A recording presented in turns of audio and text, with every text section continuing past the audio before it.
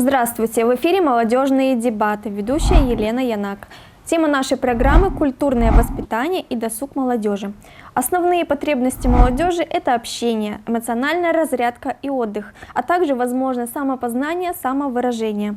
Чем занимается современная молодежь в свободное время автономии? Об этом мы сегодня поговорим с гостями нашей студии. Захарием Доламанджи, директором молодежного центра «Аксис». Здравствуйте. Светланой Карапын-Орлы, выпускницей городского ученического совета города Тирасполь. Здравствуйте.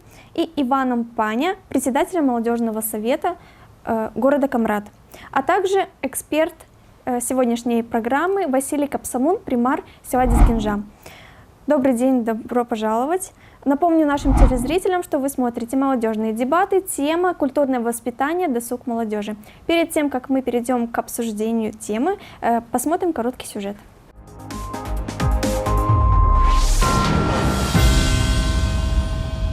Культура является важным фактором в жизни каждого человека. Она напрямую влияет на человеческое развитие в духовном и физическом плане. В Гагаузии культура развивается благодаря управлению культуры, которое создает все условия для поддержания этого процесса, а также благодаря самим людям, которые не теряют интерес к ней. Культура любого народа очень важна в жизни этого народа. Это неотъемлемая часть этого народа. В культуре мы можем отразить и быт людей, жизнь их обычаи, традиции, их танцы, песни, театральное искусство того или иного народа.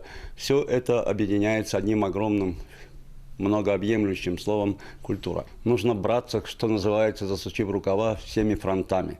То есть это родители, это педагоги, это наша, даже если взять более в широком плане, это и наши руководящие органы, которые должны в данном случае, их роль содействовать развитию культуры, причем всеми средствами доступными и стараться недоступными, обращать внимание больше на культуру, для того, чтобы наш народ не потерялся, наш народ через культуру имел и показывал свое лицо. Молодые ребята и девушки рассказали о том, в каких культурных заведениях они проводят время на досуге. Также они отметили, что мест, где они могли бы развиваться в этом плане, недостаточно. В Гагаузии, по моему мнению, недостаточно культурных заведений. На самом деле редко встретишь действительно достойное, на которое можно потратить свое время. Считаю то, что правительство должно задумываться над этим, потому что молодежи просто нечего делать. К сожалению, их не так много. Культурное заведение – это, допустим, место, где можно почитать. У нас есть хороший, если можно так сказать, книжный, в котором можно прийти, поговорить с продавцом на различные темы и купить себе хорошую книгу практически на любую тематику. Я считаю, что недостаточно, потому что у нас должно быть намного больше секций, намного больше культурных заведений, там, театры, кино и так далее. И я считаю, что это должно обеспечиваться управлением культуры. Мало таких хороших заведений именно, чтобы саморазвиваться подросткам, детям. И мне кажется, что если бы поставили побольше, то было бы намного лучше и развивался бы не только Камрад, но и страна. На сегодняшний день в Гагаузии в каждом городе функционируют дома культуры. Однако в селе Дизгинжа нет места, которое бы отвечало за культуру своего населенного пункта. Это актуальная проблема, на которую властям автономии необходимо обратить внимание.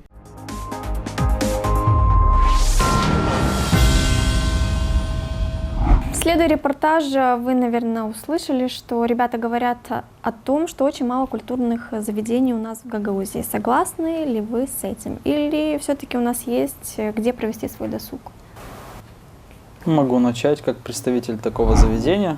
Как директор молодежного центра, как, в принципе, человек, который очень сильно беспокоится и очень сильно вкладывает свои силы, время на то, чтобы появлялось больше инфраструктурных объектов для молодежи, могу сказать, что да, ребята в некотором роде правы в том плане, что мест недостаточно, даже, я бы сказал, разнообразие именно культурного досуга, оно ограничено ровно какими-то спортивными мероприятиями, либо посещением каких-то разовых акций. То есть отсутствует именно тот самый стабильный механизм, инструменты для того, чтобы молодежь могла в первую очередь участвовать в чем-то, но и при этом, чтобы они сами могли что-то организовывать. Потому что инициативность – это то, что необходимо поддерживать в молодых людях. Поэтому я считаю, что Мы должны над этим работать совместно с, я скажу, со всеми направлениями. То есть это должно быть такой тройственный союз, это должны быть задействованы и общественные организации, и местные органы власти, и бизнес. И в таком случае будет результат достигаться. Иван, как вы считаете, достаточно ли у нас, согласны вы вообще с мнением респондентов?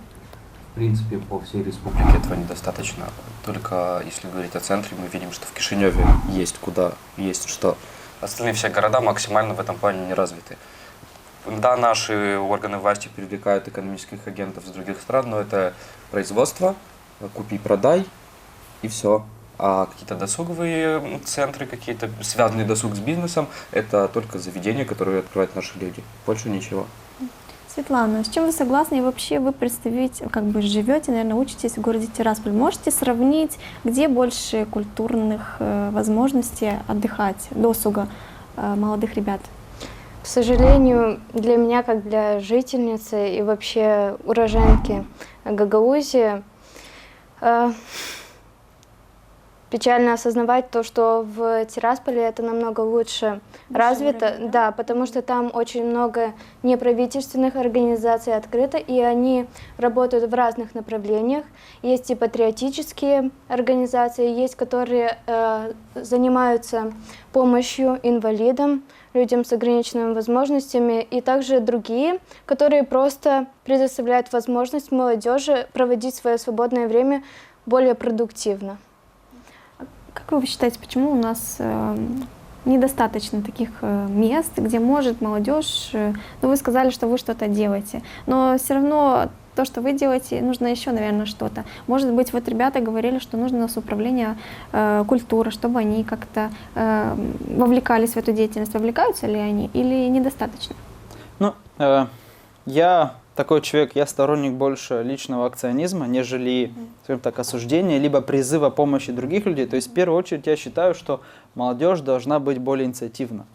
Всегда так было, что, избирая определенные органы власти, мы имеем какие-то требования к ним, либо желания. Но иногда это просто превращается в какое-то долговое обязательство с их стороны к нам. Я считаю, что мы должны быть более инициативны в том плане, чтобы выходить с какими-то идеями и просить поддержки у них, а не так, чтобы просить, чтобы они сделали что-то для нас. Тем более, когда мы молоды и активны, я не понимаю, почему молодежь иногда так говорит, что давайте, сделайте нам что-то, мы будем в этом участвовать и так далее. Но сложно говорить о том, что сделать для молодежи, потому что молодежь в первую очередь сама знает, чего она хочет. Учитывая современные тенденции изменения культуры, даже органам власти сложно понять, что находится сейчас в тренде. Поэтому их возможности – это именно поддержать наши инициативы. Их задача узнавать у молодежи, что необходимо делать. Вот здесь уже другой вопрос. То есть, если органы власти будут заниматься больше исследованиями, именно опросом молодежи и получать от них конструктивное какое-то мнение или формировать их требования, тогда можно что-то вместе делать. Вот тут уже необходимо подключать собственные общественные организации больше. То есть именно вместе, когда общественные организации занимаются тем, что они представляют интересы молодежи, органы власти предоставляют инструменты и механизмы, в таком случае можно делать мероприятия и больше мест. Поэтому... Вот Захарий сказал, что он не просит, не требует, да? Но управление культурой – это же их задача. Они получают, у них бюджет есть, они распределяют, они должны что-то делать. Так должны они или все-таки не стоит видим, требовать? Что у нас управление культурой занимается только организацией праздников. Это что мы видим? Изданием каких-то книг, поддержкой библиотеки одной. И все. Это то, что реально видно, что можно говорить по той информации, которую они нам дают. Больше ничего. Да, они отправляют наших ребят некоторых за границу на участие в каких-то мероприятиях, привозят изредка на какие-то мероприятия других исполнителей, если говорить о мероприятиях. Они занимаются только мероприятиями и все. Значит, то, что есть в планах, они не все выполняют, да, получается? Мы не знаем, какие у них есть планы. Кто-то когда-то видел, да? когда видел план на год управления культурой. А мы спрашиваем, молодежь спрашивает, а что мы вы для не нас спрашиваем, делаете? потому что мы видим, что они занимаются. Когда ты хочешь что-то спросить, ты видишь орган, и ты понимаешь примерно, по сути, если мыслить, как оно есть на самом деле. Ты видишь орган, думаешь, ага, при мэрии можно попросить это. Исполком делится на такие-то органы, значит, управление молодежи и спорта, мы пойдем к ним, спросим у них. Управление культуры мы спросим, типа, мы хотим, вот, имеем обладаем талантами, хотим выступать на ваших концертах. Что видим, то и спрашиваем. Но нам же тоже нужно знать чуть-чуть больше. Но здесь идет уже осознание. Да, Да, со стороны да. власти. Понятно. Светлана, скажите, пожалуйста, вот вы приезжаете в Гагаузию, да, я как понимаю, учитесь. Где вы отдыхаете у нас? Есть ли места для отдыха? Чем вы развлекаете вот себя и своих друзей в свободное время? В свободное время от учебы именно? Или когда здесь Вообще, нахожусь? свободное время, когда вот вы ничем не заняты какими-то делами. Но обычно это либо прогулки на свежем воздухе, либо участие в каких-либо организациях, потому что это новые эмоции, новые люди, плюс еще ты что-то новое узнаешь от этих же новых людей и развиваешься как и культурно, так и эмоционально тоже. А что в культурном плане вот у нас делаете, кроме вот этих мероприятий, концерты какие-то? Ну сейчас, ладно, пандемия, да, много чего-то, много возможностей нет, но и без пандемии есть ли у нас возможность где-то отдыхать? Кроме баров, ресторанов или дома посидеть с друзьями? Ну, я, получается, узнала о Чедурвунском молодежном совете только в 10 классе, к сожалению, потому что до этого я могла только активно участвовать в школьной жизни. У нас в селе в Баурчи нет никаких организаций, и поэтому вот так вот получилось. В принципе, мало мест таких, кроме как вот молодежные центры, советы тоже. Они организуют показы фильмов, разные тренинги. Это для нас, для молодежи, очень хорошо, так как в других местах, да, к сожалению, и просто нами не говорят иногда об этих возможностях. Мы Нет информированности, да? Да. Мгм. То есть не информирована молодежь о том, что вот что-то проводится. Да. Как вы проводите свое свободное время, Захарий? Есть ли оно у вас в связи с вашей деятельностью? Ну, безусловно, оно у меня есть, как у любого молодого человека. Даже если его нет, то молодые люди его находят всегда. Как я его прохожу? В основном я стараюсь его, опять же, чем-то занять полезным для себя, потому что сейчас такой возраст, пока у тебя есть возможность чему-то учиться и куда-то развиваться. С возрастом, из-за того, что у нас появляется все больше обязательств, материальной ответственности, времени свободно становится меньше. И я стараюсь свое время использовать, занимаясь любимым делом. То есть, в первую очередь, это организация мероприятий. Я очень люблю делать мероприятия. И если что-то мне нравится, скажем так, распространять и продвигать эти идеи. И организовать мероприятия, либо сделать концерт, провести показ фильма и так далее, для меня это всегда радость, для меня это мое любимое хобби, я этим занимаюсь в свое свободное время. Кому-то покажется, что это превращается в какую-то работу, в деятельность, но я считаю, что для меня это хобби, и я его стараюсь... Вы так отдыхаете, да? Да, Общаетесь, все равно это общение Да. с друзьями. А вот в рамках вашего центра конкретно, что вы организовали для молодежи в плане досуга? Если говорить именно о досуговой составляющей нашего молодежного центра, то мы стараемся организовывать ивенты, направленные на творческое развитие.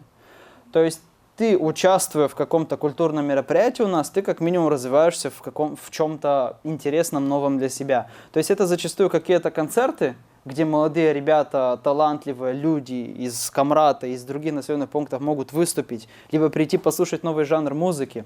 Это вечеринки тематические, то есть, опять же, здесь больше идет не просто отдохнуть, потанцевать, чему-то научиться, познакомиться с людьми, что я считаю наиболее важно сейчас, потому что молодежи необходимо создавать сообщества, такие по интересам, где они дальше могут развиваться. Поэтому основное направление нашего культурного досуга – это формирование вот таких сообществ, продвижение интересов молодежи и уже возможность, скажем так, совместить полезное с приятным.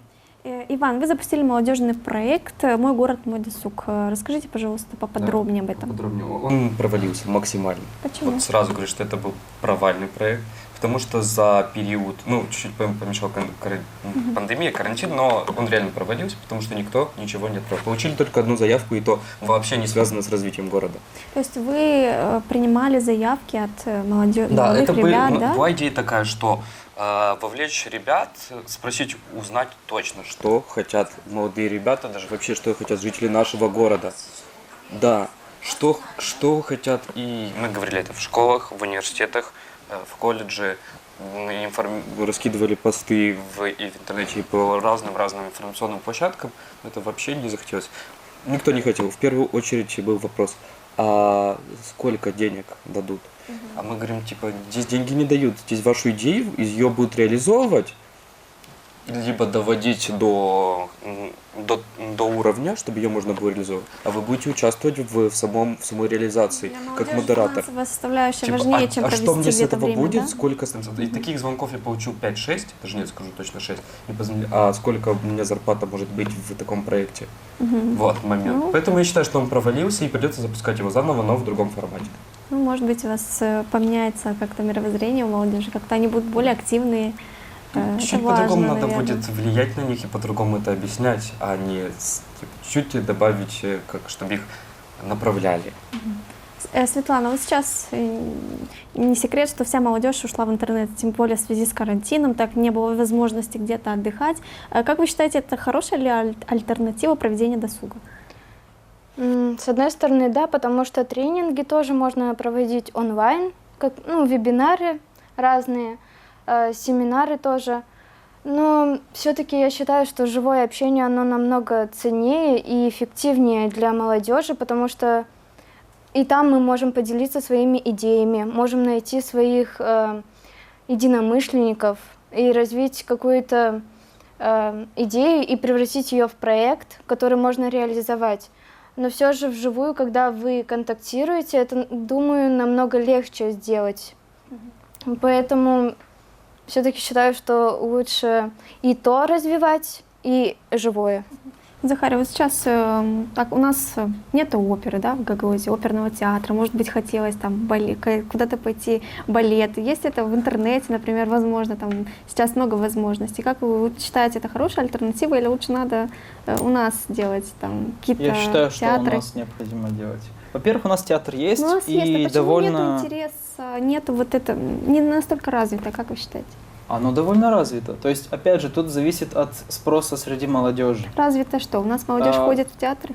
Я ходил несколько раз. Мне очень понравилось, когда были, по-моему, театральные, либо... То есть несколько театров показывали в разных населенных пунктах свои представления. Мне это очень сильно понравилось. Проблема в том, что у нас культуры вот именно такого досуга, она отсутствует. Исходя из того, что, опять же, современные тренды диктуют немножко другую моду, театр не настолько актуальны у нас здесь. Согласен, есть над чем работать. И здесь, в первую очередь, как я люблю говорить, это нужно создать инфраструктуру, потому что я читал, что кто знает из молодежи, кто такой Уинстон Черчилль, он говорил, что сначала мы формируем здание, потом здание формирует нас.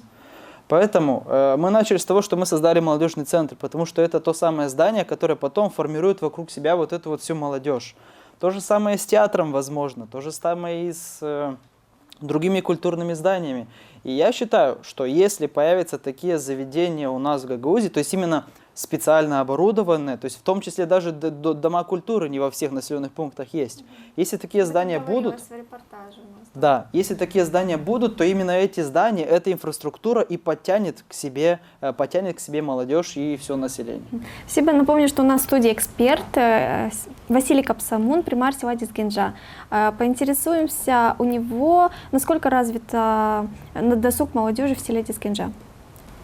Здравствуйте еще раз, Василий. До сих пор мы с ребятами обсуждали о культурном наследии, которое досталось нам от взрослого поколения. Вот Дом культуры – это тоже наследие, а то, что передалось вам. Как вы считаете, насколько важно развиваться в культурном плане и вообще как ваша молодежь проводит досуг? Добрый день, спасибо. Я бы хотел вначале начать с культурных заведений, о чем говорила молодежь, о чем говорили ребята. Хотел отметить, что культурные заведения есть практически во всех населенных пунктах, не практически, а во всех населенных пунктах Республики Молдова.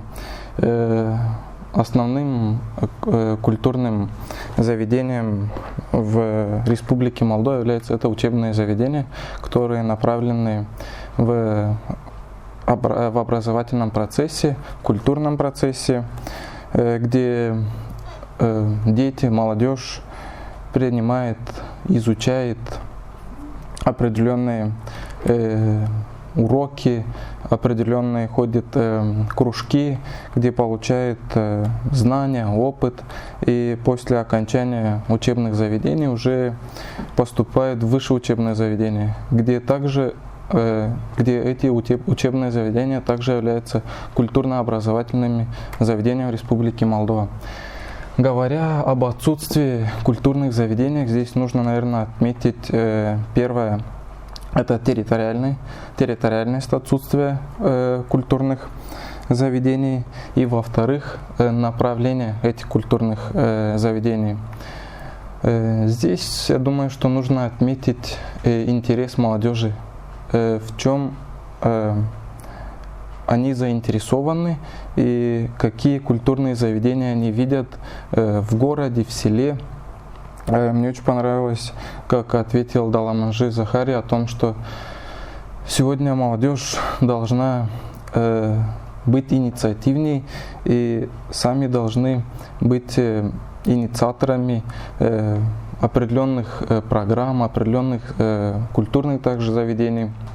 Насколько помню, где является сейчас Захарий директором молодежного центра, там инициаторы были молодые ребята из Камрата, из других населенных пунктов, о том, чтобы этот центр был на территории Камрата, чтобы этот центр посещали как камрачане, также и из других населенных пунктов. Это те люди, которые обучаются в колледже, в университете и в учебных заведениях. А у вас в селе какая есть возможность проводить досуг? Я сейчас дойду к этому. Говоря о городе Камрате, о муниципе Камрате, я думаю, что практически есть очень много культурных заведений, где молодежь может развиваться, начиная с спорта, интеллектуальных, культурных и развлекающих. Говоря о спорте, у нас в Камрате есть очень много спортивных залов, куда может молодежь идти. Говоря о интеллектуальных, то же самое, взять тоже молодежи из спорта, взять при университете есть у нас шахматы, шашки, которые кружки проводятся, взять даже молодежный центр, где можно развиваться, где можно проводить различные тренинги. Говоря о культурном, то же самое нужно отметить управление культуры, где при мэрии Камрата, где есть кружки, где есть организация, которая работает в данном направлении. Все силы направлены на столицу, получается. Да, в основном в городах развитие этих интеллектуальных заведений, она, конечно же, больше, потому что из всех ближайших административно-территориальных единиц, сел, коммун, все идут в города учиться, работать, поэтому и в основном все культурные учреждения, они направлены на центр. Может, как-то нужно вовлекать именно, как возвращать себе, чтобы они не искали, куда пойти на дискотеку, например, в другой город, село, а возвращать у себя.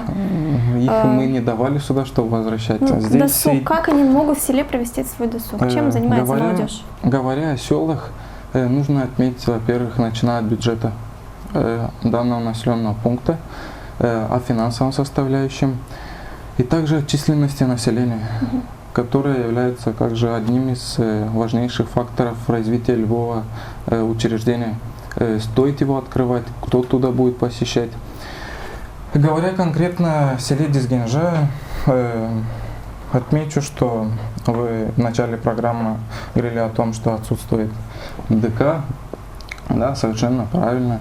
ДК отсутствует, и развитие культуры первостепенного фундамента молодого человека, она, к сожалению, ее негде воспитывать. Но дело может даже не в здании, может в другое место можно найти, чтобы провести концерт. Как часто вы проводите в селе какие-то мероприятия?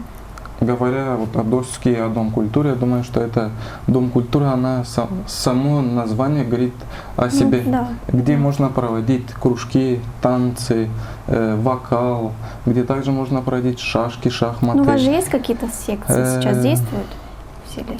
После того, как меня избрали, мы открыли секции по танцам, мы открыли вокал, мы открыли художественное слово. Где вы проводите вот эти кружки, которые вы открыли?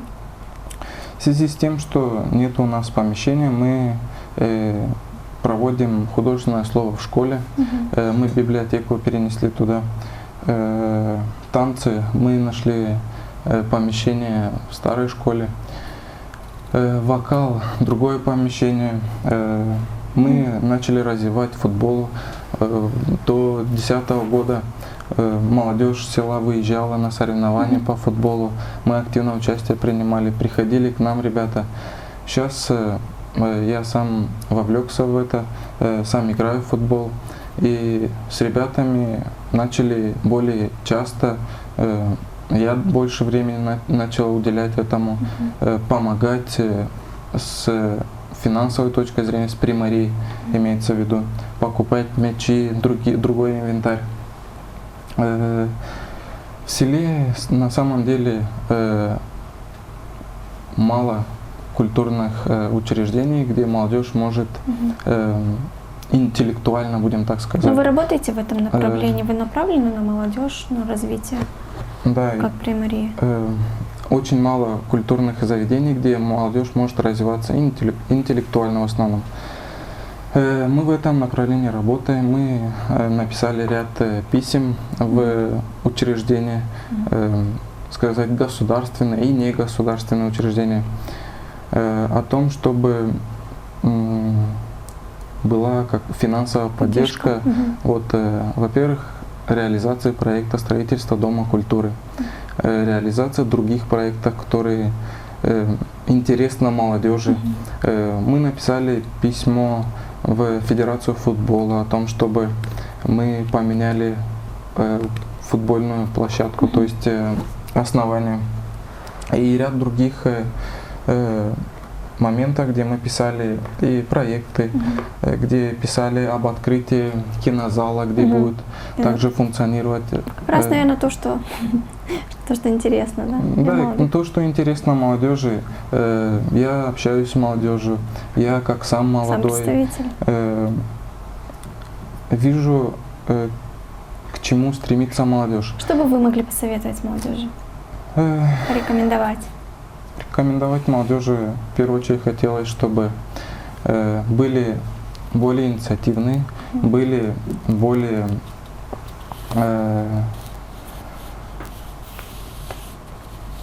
идейные и больше стремились к тому, чтобы вовлекаться в культурные мероприятия, которые проводятся на территории села, на территории города.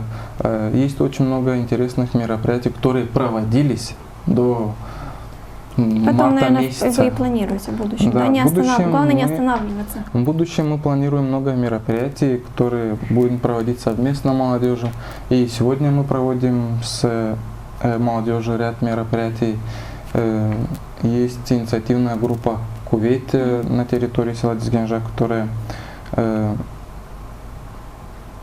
провела ряд мероприятий по благоустройству. Мы, примария, тоже сейчас благоустроили одну часть зоны отдыха.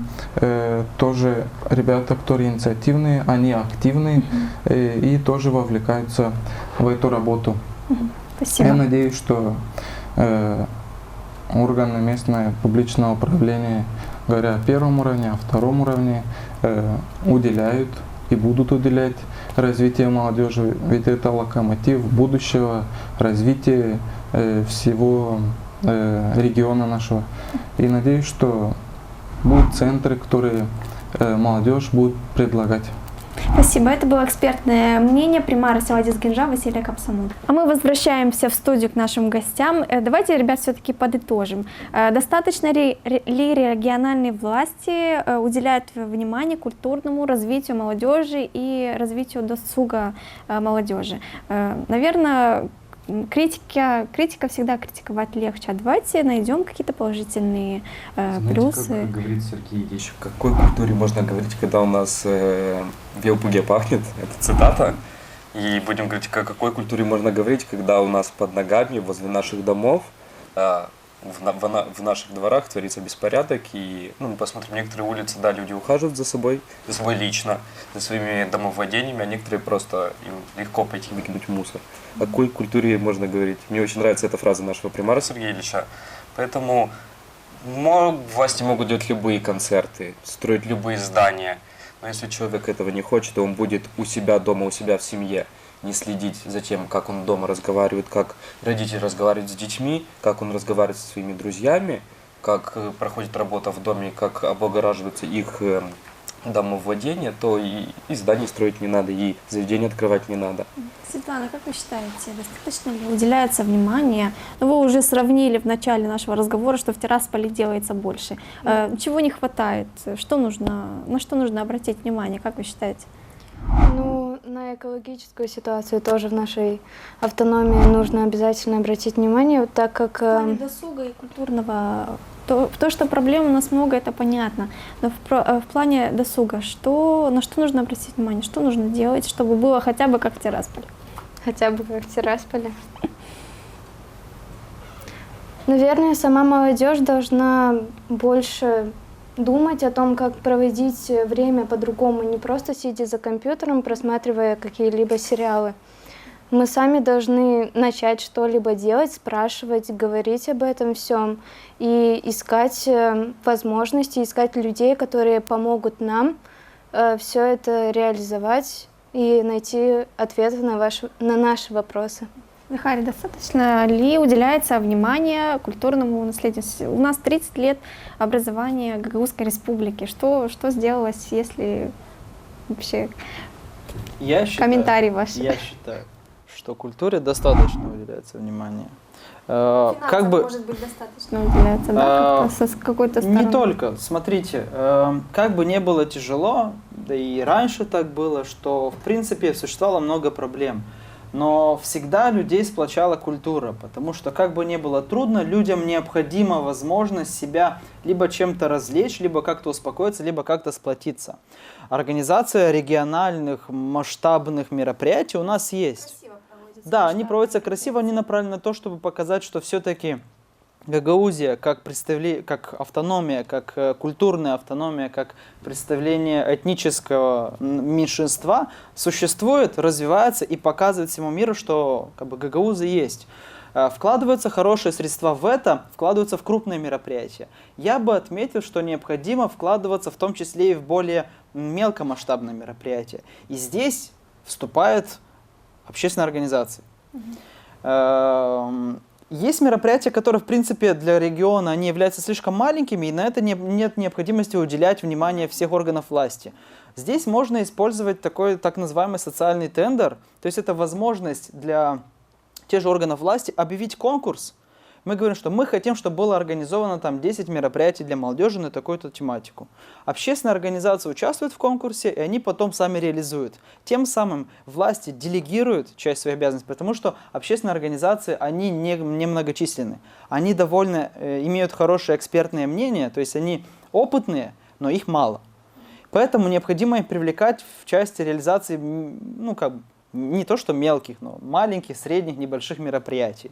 С этим пока что еще есть проблемы, над этим нужно работать, но это даже нужно уделять отдельные средства. Реализация крупных мероприятий иногда, я считаю, может обходиться и дешевле, если будут задействованы и партнерские организации. То есть можно что-то делегировать, при этом экономить бюджет на чем-то. Иван, вот Захарий говорит, что достаточно. У нас все-таки есть культ, День вина, там такие большие масштабные праздники. Об этом у нас узнают. Все-таки есть где-то отдыхать. Делать раз в год. 5 раз в год что-то большое, это прикольно. Но надо делать и по чуть-чуть и раз в месяц. Ну что, 2 раза, например, что-то вот поменьше. посоветуйте, вот вас давай, услышат. Что нужно? Допустим, что мы делаем совместно с Примарией, только мы опять утыкаемся в том, что нам помешала пандемия очень сильно. Это, наверное, отговорка. Вы скажете отговорка, но если мы бы что-то делали, то я бы сидел в тюрьме или заплатил очень много штрафов, если бы я бы думал бы так. Это сейчас поменяли, ушло все в интернет, как-то онлайн делается. Онлайн это не то. Онлайн-концерт вам хочется посмотреть. Вы можете зайти, если вам нравится. Сидя дома, там молодежь. Все равно молодежь в интернете сидит. Это не то, это все равно не то. Я могу онлайн-музыку послушать в клипе. А так, вот, допустим, что мы начали делать, мы стараемся, уже делали несколько творческих вечеров перед ДК. Нас поддерживает Примария, ради этого нам приобрела аппаратуру. Мы очень часто ее используем вообще не только для этого, вот совместно с молодежным центром. Примария сказала, типа, ребята, раз так, берите, делайте. Далее, делаем. Вот сейчас у нас получилось, что в пятницу 21-го мы делаем музыкальное мероприятие, мы получили разрешение полиции от Примарии, но будут какие-то рамки, которые требуют сегодняшний день. Попробуем что-то сделать под вот это непонятное состояние нашей жизни в данный период времени. Мы сами стараемся делать что-то маленькое. Где-то с ребятами, с молодежным центром, где-то самостоятельно, где-то с универом, где-то со школами. Все-таки вы самостоятельно, но как-то хочется, наверное, все-таки, когда с поддержкой, легче что-то организуется. Светлана, а вы удовлетворены качеством проведения наших праздников, досуга, молодежи, как там? Крупных часто? праздников, да, довольно. Это хорошо проводится. А не хватает, да, Ну, маленьких. каждодневно, то есть нужно что-то, да, все-таки Чтобы мы развивать. могли куда-то выйти, что-то Кроме кафе, сделать, как да. там, не знаю, Потому где у что нас кафе отдыхает это мы молодежь? просто приходим и отдыхаем. Мы чувствуем. Я бы с удовольствием уют. на балет ходила бы, если бы был балет. Ну вот, видите, а так мы в других мероприятиях, в других местах мы развиваемся, мы отдыхаем, мы просто меняем свою деятельность, и таким образом мы уже Отдых. отдыхаем.